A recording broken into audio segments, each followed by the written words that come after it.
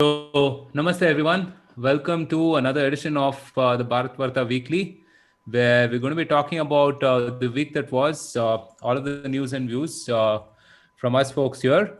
So, joining me today, I have Ashish and Srivatsa as usual. Hi guys, how are you guys doing? Oh, good, Carrie. How are you?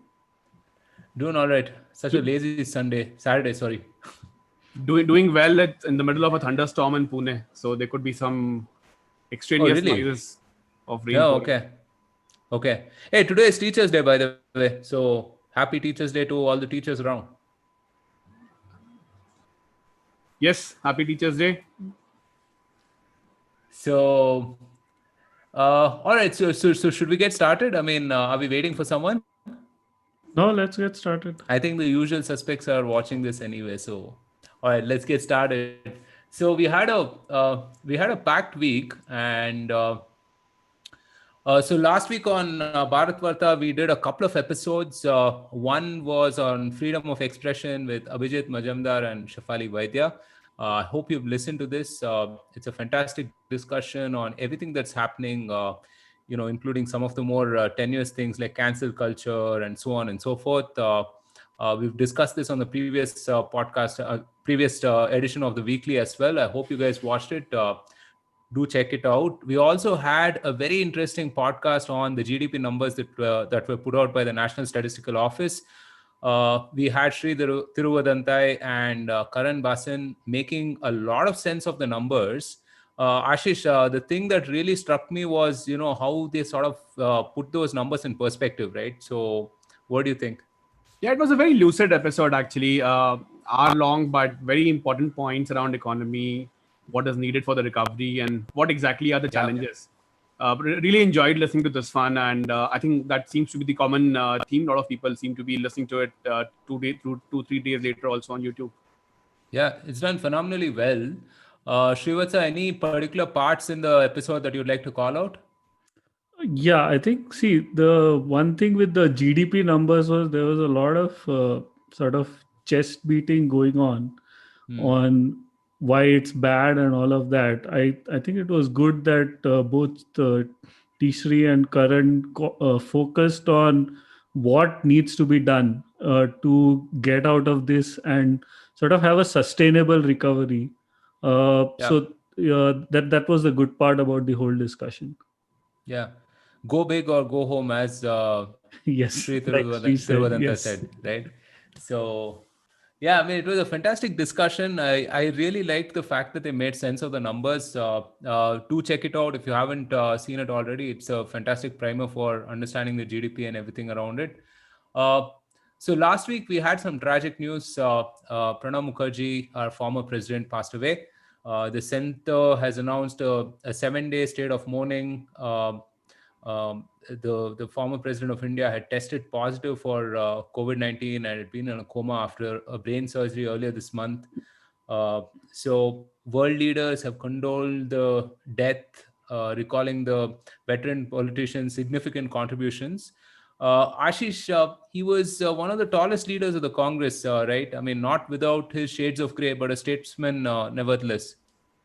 No, absolutely. I think he was a very successful politician in the mold Yeah. politicians are in India. He did not actually start in Congress. I mean, he was like a lecturer in Kolkata, and then he was associated with a party called Bangla Congress, through which he got his first term in Rajya Sabha. He was actually a campaign agent for V.K. Krishnamenon, which is when he was noticed in politics.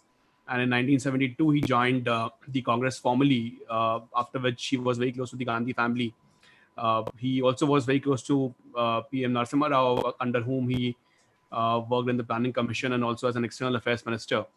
And twice he came close to being the Prime Minister as well. I mean, in 1984, when Indira Gandhi passed away tragically, he was the most senior minister at that time, but then of course he didn't take over, and he actually spent 3 years outside Congress at that point, from 86 to 89, in a party called Rashtriya Samajwadi Congress, I think it was called. And then it got merged again in 89 with Congress, with the patch up with Rajiv Gandhi. And yet again, I mean, after that, he was like very close to the Gandhi family.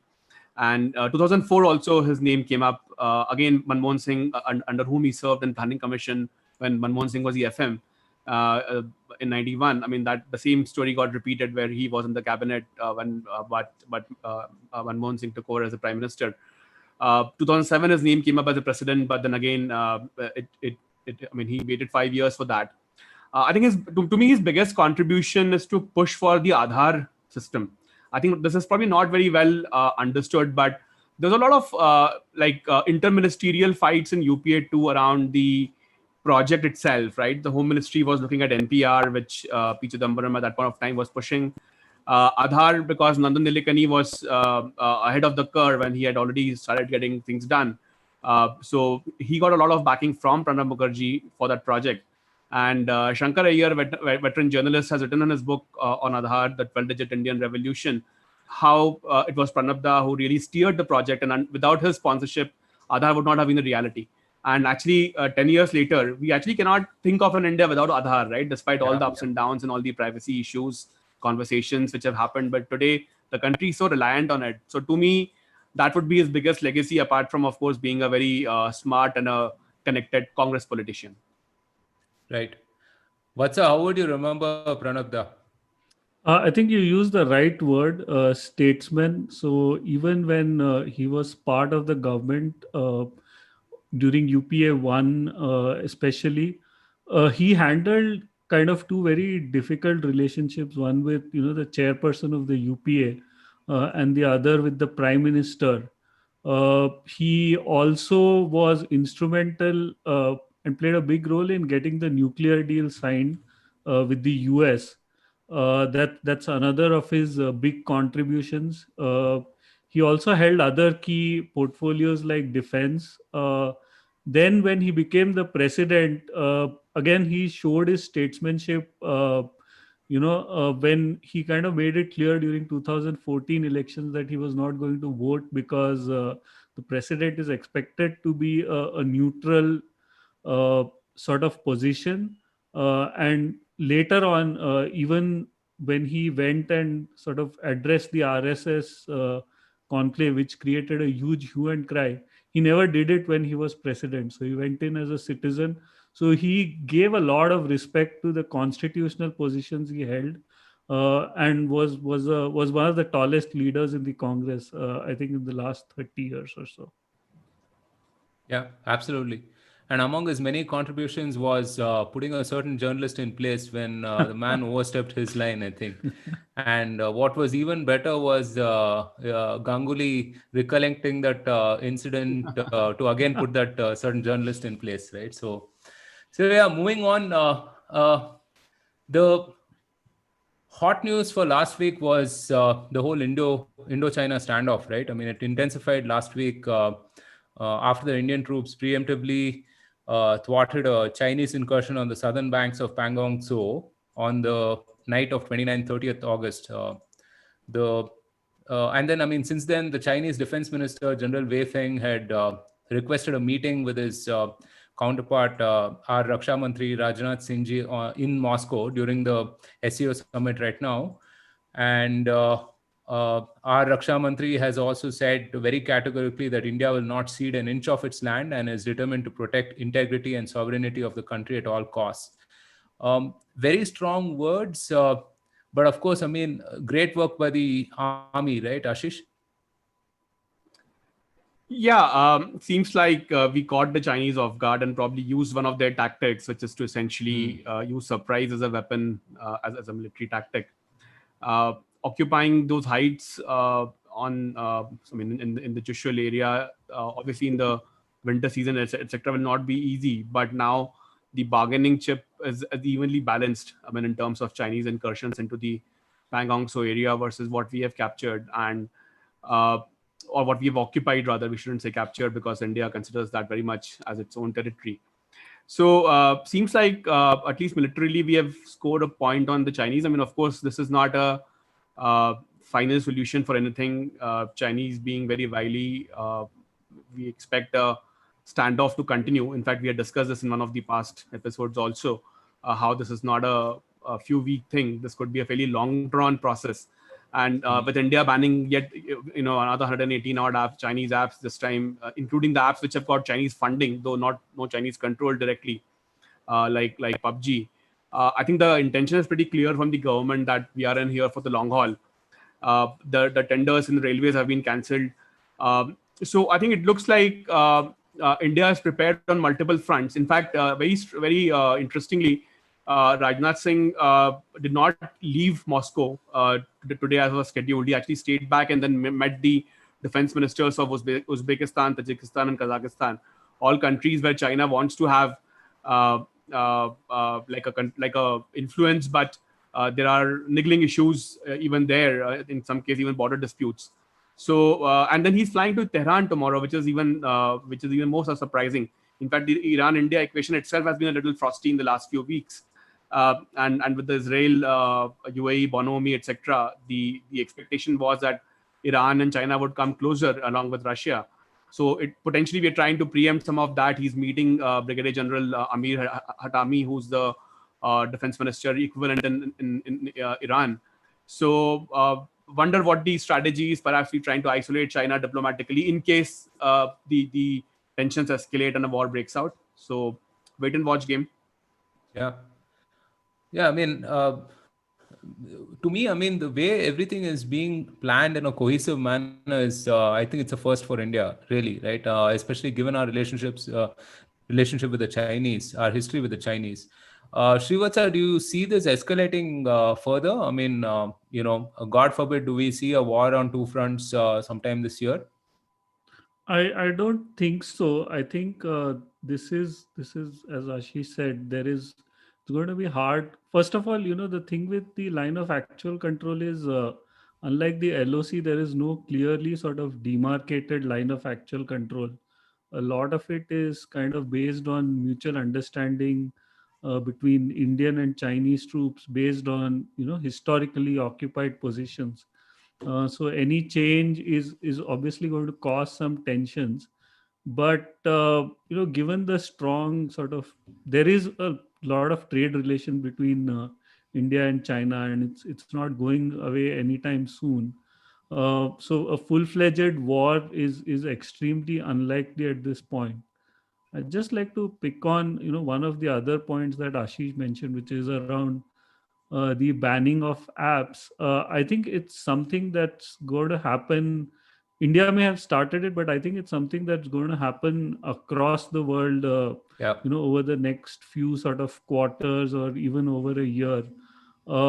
Because more and more, our handheld devices, our phones, are they hold a lot of information about individuals, about their behavior, and sort of handing it out to foreign agencies or companies where we don't know what the sort of practices are in terms of managing that data, how they use that data. uh, it it's a bit worrisome, as someone who works in this field. So what we will see is, I think there will be more sort of a movement towards open source, and people will shift towards companies and countries that are more transparent about how they capture and handle data. So while it may appear as a very sort of reactionary move, that we are banning apps and so on, there's a larger question here on how all of this data from millions of Indians is being handled in China and what it's being used for. No, absolutely. I think, and India is leading the way in this regard. On the same lines, Okay, just a few more points here. Very interestingly, and before we go into the trade, another few points to consider. See, geopolitically, also diplomatically, also things seem to be very interestingly poised. So, for example, China had a tiff with one of the Czech politicians, and then Slovakia came in support of the Czech politicians, saying that China cannot insult anyone from EU. It has to be like a two-way traffic in terms of respect, and the relationship should be respect-based and not based on power, right? So that was very interesting.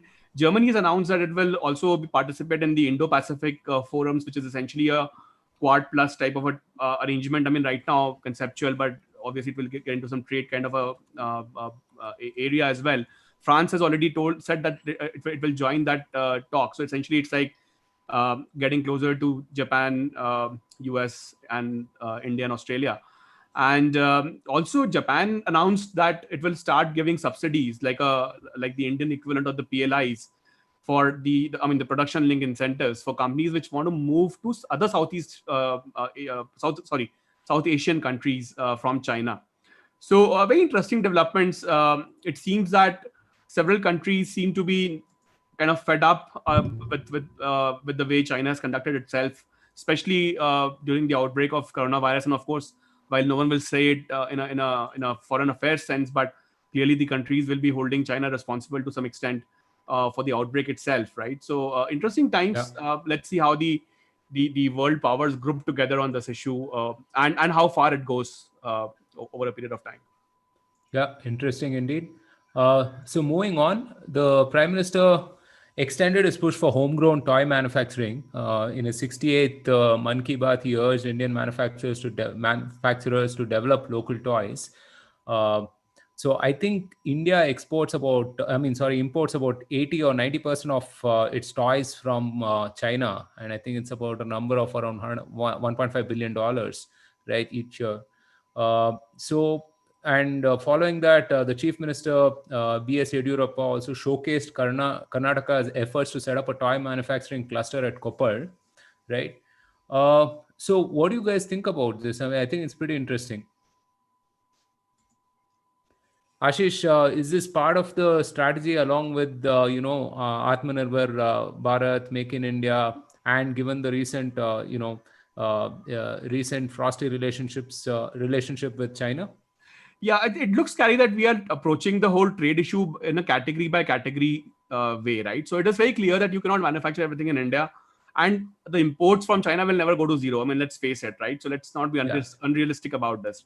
The trade deficit also will continue.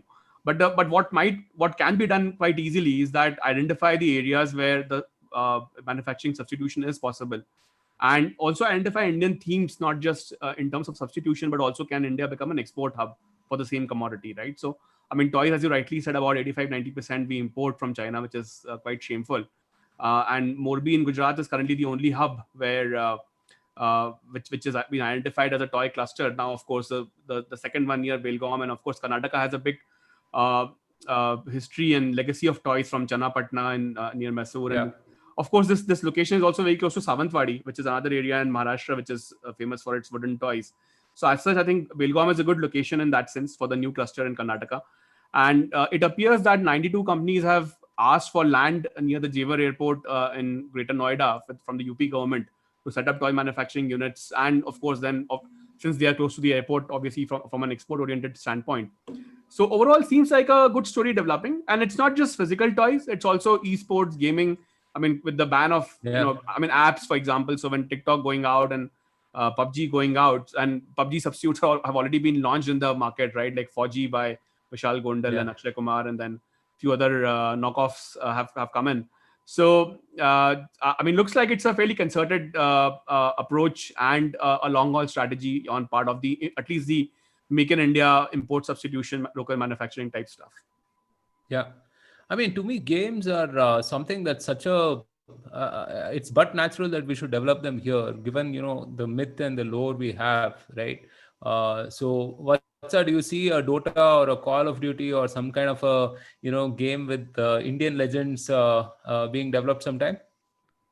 It will be, but I also think that while we're talking of having Indian sort of characters in toys and all that, we also have to, whether we like it or not, we have to bear in mind the sort of pop culture with Iron Man, Avengers, and those kind of toys. We should kind of have the standards, whether it's having the right kind of factories with the right sort of safety protocols and everything. Make it easy for manufacturers to set up factories to also build some of these toys.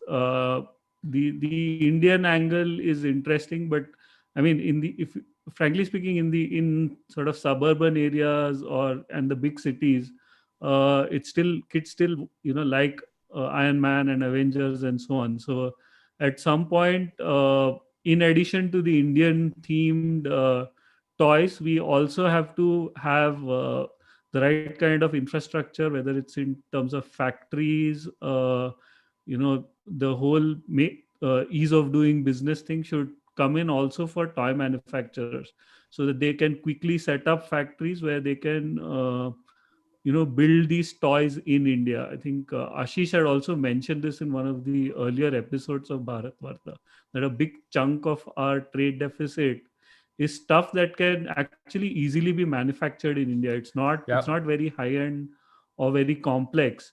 It just requires that we have the right rules in place. We encourage local players to set up factories, let them set up quickly, scale quickly, and the market is there. India is one of the largest markets in the world, so that's not a challenge. The challenge is in setting up and scaling, so that we have more people manufacturing and selling in India rather than acting as traders and importing toys and selling them in India. Yeah, I think we've done multiple episodes on this. I think the one on foreign policy with Harsh, Rajiv, and Ashish, and then even the recent episode with Shri and Karan Basin as well. I mean, I think Shri Tiruvadanta made the same point as well, that make it easy for people to start companies and so on, right? So, all right. So moving on, the other big news was the Civil Services Karma Yogi program. It's meant to be a comprehensive post-recruitment reform of the center's human resource development, similar to pre-recruitment changes in the form of National Recruitment Agency. It is aimed at building a future-ready civil service with the right attitude, skills, and knowledge aligned to the vision of New India. The scheme will cover about 46 lakh central government employees at all levels and involve an outlay of rupees 510 crores over a five-year period. Ashish, your comments? Yeah, I find it's very interesting, Carrie. See, if you look at the style of the functioning of Modi government, they have not tried to rectify anything which has been, in their view, wrong. They've tried to create a parallel structure which can essentially bypass the old system, right? So, for example, I mean, a couple of examples. So, let's say healthcare. Now we have Ayushman Bharat. So, rather than trying to reform the existing, state and the central insurance programs, and I mean, we've kind of gone into a different style of delivery, right? Similarly, if you look at financial inclusion, right? So the approach of Jan Dhan, which came in. So I think the Modi government has been very has functioned differently. They've tried to obviate the issue and not try to solve the issue. So I actually, while you mentioned some of the features that this is a very corporate style HR realignment, continuous learning technology coming in, the platform called I Got Karma Yogi, move from rules based to a roles based HR function. I mean, this is a very typical corporate HR jargon, right? The orgs should be role based and not process or rules based. Yeah. So I think this is my suspicion is this is going to lead into something different, which is not being actually said. It is quite possible that in the garb of role based structures, the government starts getting in more contract, quote unquote, bureaucrats, right? So like what happens in the US, where you come in for 2 years, 3 years, fixed terms, and essentially do your work and get off. And then essentially your risk of being, I mean, there's no incentive for doing nothing, which is unfortunately a feature of the current system, where there are some very good people, but then there are some also some people who will also stop things because they just don't want to do I mean, they don't want to see any changes. So I think that to my mind, what is being proposed right now is just like a wrapper, and the details will unpeel. It's like a layer of onion which will only unpeel in a few months' time when we actually know what's going to happen. So I would actually I just find it interesting right now, but also full of possibilities over the next, let's say, year or so, and let's see what comes out of it. Yeah. So just a follow up on that, right? Yeah, go ahead, Vatsa. Yeah, no, I would agree on that. I think one of the things that a lot of people have been saying is that we have a lot of generalists in precisely terms of what I was going to say. Yeah, we don't really have specialists, and with sort of technology being a part of almost everything and everything becoming more and more specialized, I see this as a way in which we will see specialists come into the system for specific projects, Absolutely. fix a few things, and then move out, as Ashish said. So overall, I think that's how I hope it pans out, because we'll see a lot of game changing sort of initiatives which will fructify quickly if this actually happens. Yeah, I mean, to me, I mean, it's kind of surprising that someone can take a test at 24, 25, or 30 and then, remain relevant for a wide nature of problems for 30 years hence, right? So I think a lot of people have called for experts to be in the system to help the bureaucracy, upskill, and I think this is a welcome move. I'm also reminded of that old quote, with your mentioning the Modi way of functioning, Ashish.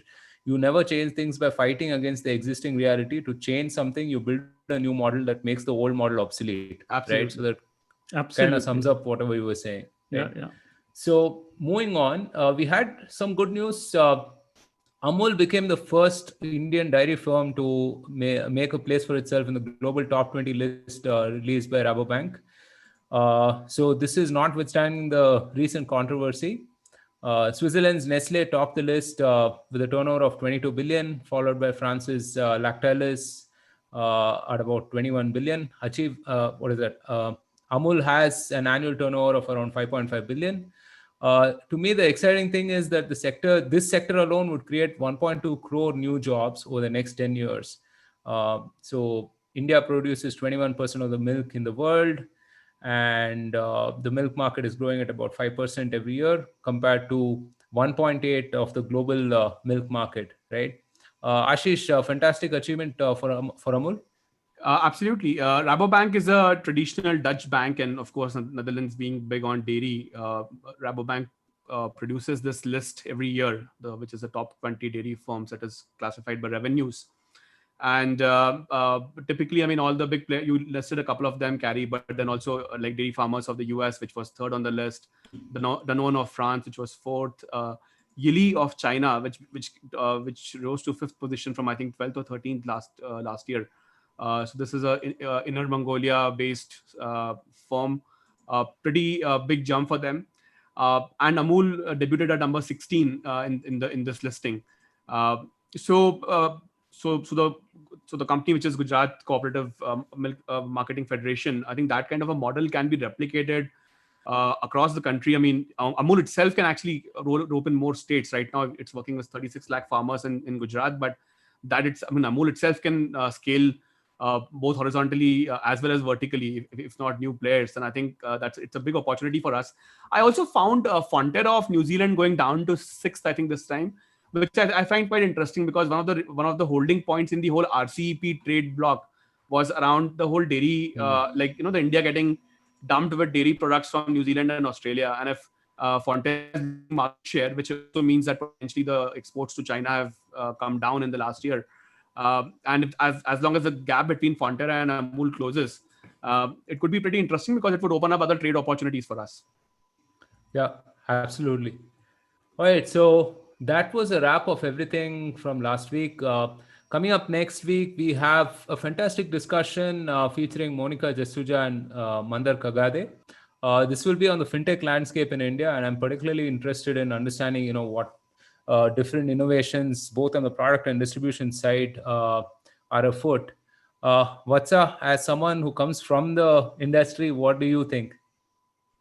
I think it's going to be a very interesting discussion. The fact that we have someone from a public policy background Yeah. also as part of this, because there is, there's this constant accusation made against fintechs that they're kind of operating by bypassing regulation and so on. So it would be really interesting to know what someone with that background thinks. Because the innovation part, everyone acknowledges the fact that it makes it easy for consumers. All of that is acknowledged. So where it would be interesting is what do people from public policy think about this innovation, and how sustainable it is, and whether it's good for customers in the long term. That's a view I would be particularly keen on hearing, personally. Yeah. Ashish, what about you? I think both Vatsai and I have been a little skeptical on the whole topic of fintechs, right? We have discussed this in the past. Where I think we agree that there's a big utility here, and I've been at the receiving end of it. Yes. So, go on. So, I mean, there's no doubt that there's a big add-on utility here, but of course, we don't think that they will replace banks anytime soon. But of course. And if you remember, Gary, we are supposed to catch up in 10 years' time to settle this debate, right? So, settle this debate, of course. Yeah, I think maybe you should ask Monica and Mandar about that. What do they feel? Yeah, definitely. So so this I'm really excited for. I think there's plenty of innovation happening, but I'd really like to understand the landscape. I mean, I think people who are executing in the industry are, of course, better equipped to understand like the larger pieces of how everything fits in. So I'd be asking them questions around that. Feel free to let me know in case you guys have any questions. I'd love to ask them to Monica and Mandar. All right, that's a wrap for. Thank you so much for watching, everyone. If you have any comments, questions, suggestions, brickbats, whatever it is, please shoot them our way. We're at Bharat Varta on a bunch of social media platforms. We're also available on all podcast platforms. Follow us. We're producing a ton of content. We'd love to hear from you and get better with your feedback. What's up, Ashish? Thanks so much for joining. Any final comments? No, Gary, nothing specific from this week. Look forward to speaking again on next Saturday. Yeah, same here. All right. Ciao. Stay safe. Take care, guys.